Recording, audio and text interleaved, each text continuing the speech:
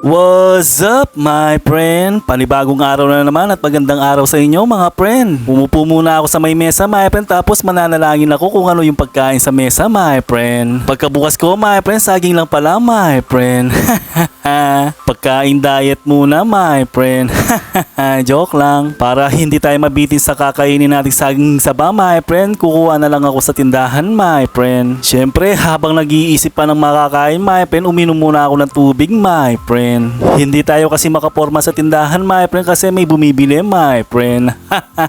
Kaya kumuha na lang ako ng tiyempo my friend para makakain na my friend. Naisip ko tinapay na lang my friend tapos magkakape na lang ulit my friend. Kasi kapag hinarang ko sa pagtitindang tatay ko my friend, magagalit yan my friend.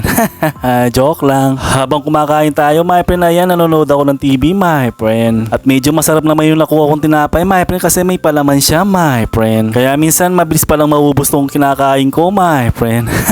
At parang ganahan pa tayong kumain my friend, syempre isasabi ko na yung saging saba my friend. Masarap yung saging saba kapag hindi mo niluluto my friend kasi masustansya siya my friend. Kasi kapag niluto mo my friend, wala nang lasa nun my friend.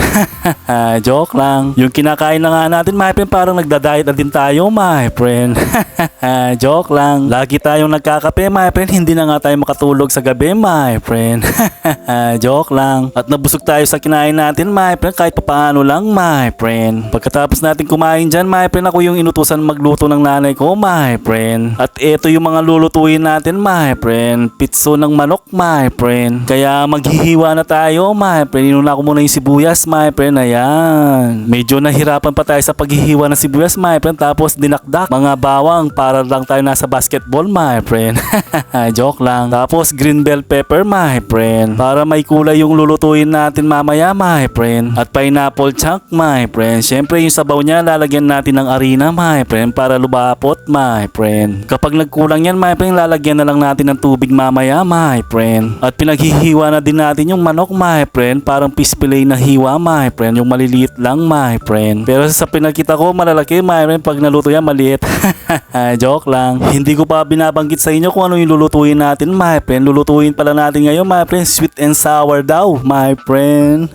Kaya prinito muna natin yung manok my friend. Syempre kapag golden brown na yan, okay na yan my friend. Sabi kasi ganyan yung pagluluto ng sweet and sour my friend. Uunahin mo muna lutuin yung mga manok my friend. Pagkatapos nating maiprito yung manok, syempre lulutuin na natin yung sarsa niya my friend. Kaya ginisa ko muna yung bawang at sibuyas my friend. Ayan, para lumabas yung aroma niya my friend.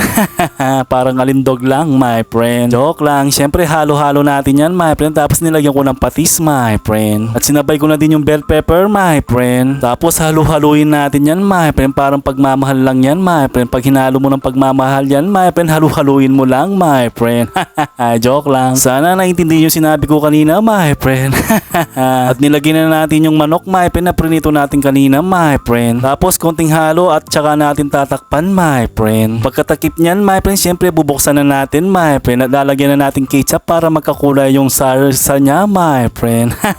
Sinabay ko na ng pampalapot tapos asukal my friend para medyo matamis yung sweet and sour natin my friend. Tapos yung pineapple chunk para tumamis pa my friend. Tapos halo na naman ulit my friend. Syempre dinaragdagan ko na lang ng tubig my friend para hindi matuyo my friend. Natutuyo kasi my friend. Pagkatapos natin masangkapan yung sweet and sour natin my friend, okay na yan my friend. Kahawig ba ng sweet and sour yan my friend? Joke lang. At syempre titikman na natin yung sweet and sour natin daw my friend. Ayan, napaso pa my friend. At okay naman yung niluto natin my friend, medyo namumutla nga lang my friend. Joke lang. Sige, salamat.